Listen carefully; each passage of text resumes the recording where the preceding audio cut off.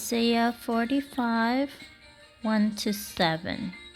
So, again, yesterday I mentioned Cyrus, and today this passage talks more about Cyrus, that he does not know God, and during Daniel's time, Daniel met Cyrus, and it's true, Cyrus was a Gentile. He did not know God, and Daniel actually told Cyrus that he was mentioned by God. And so we know that that God chose Cyrus, and he actually called Cyrus his anointed, even though he's not a Jew.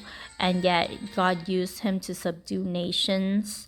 To he will give him like victory, and that God calls him by his name, and that God gave him a title of honor even though he didn't know God, so that people will know, people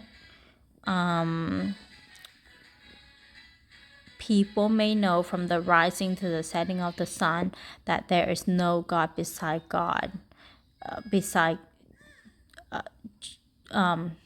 God, the God of the Israelite.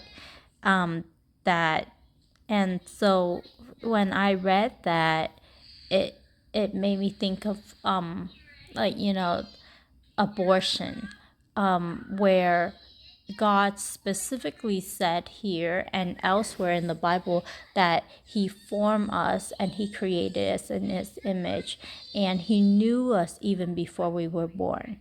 And so, and Cyrus, this prophecy regarding Cyrus being God's anointed, was given way before he was born. And so, like,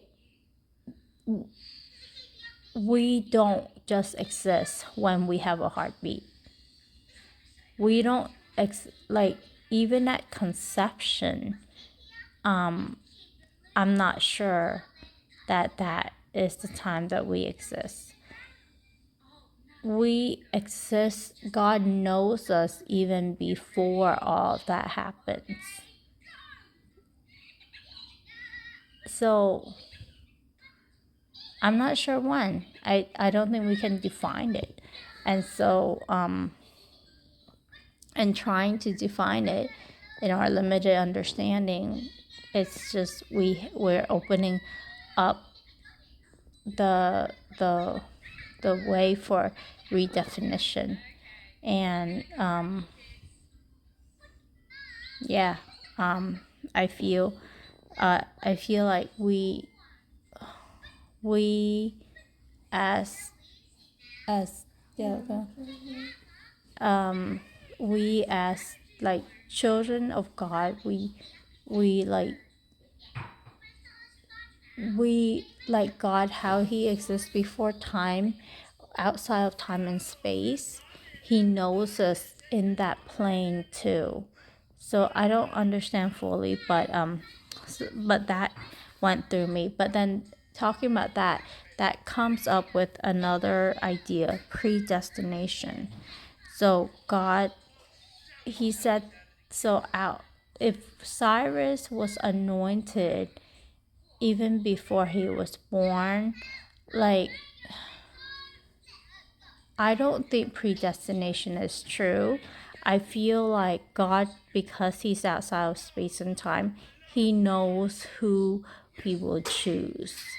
And that doesn't mean that he preordained us to to go a certain route. He clearly say that we have our free will. We choose. But because he can see us choosing outside of our timeline, he can choose who he wants to anoint based on the time that he's working with. That's what I think. But again, those ideas are very like cloudy, and we don't understand them clearly, but we will. And then verse 7 also stood out to me. God is the one forming light and creating darkness. God said elsewhere in the Bible that he is light and in him there is no darkness.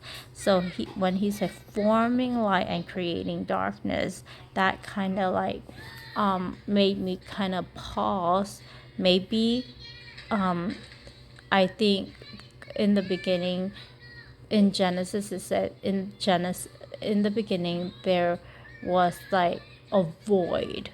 So not sure if that void means darkness, but maybe forming light. I kind of imagine like kind of like a hand making a ball of light, and then outside of that light is darkness.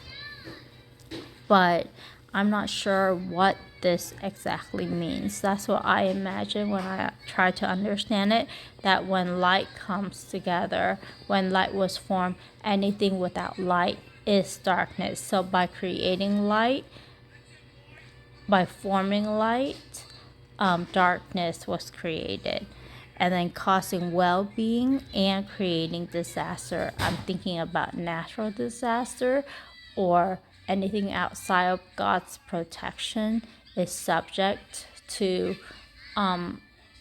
is subject to punishment or evil.